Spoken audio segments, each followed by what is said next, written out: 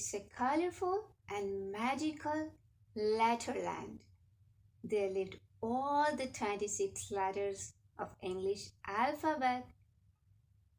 B is a big, bouncy, and bright letter. I love to make new friends. B like the sound B, B.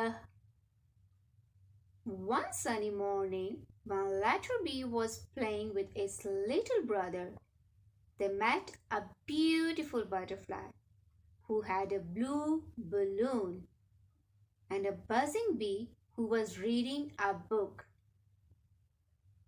B and its new friends had so much fun playing together.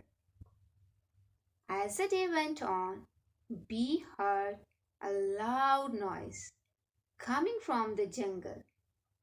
It was a bear.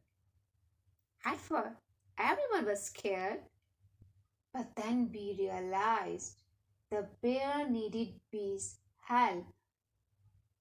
He had spilled a big bag of flour, and flour was everywhere. Bear couldn't bake his yummy bread without B's help.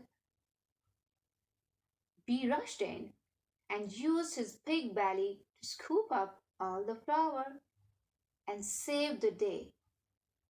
After helping Bear, B felt so proud. It was the story of letter B. Hope you enjoy.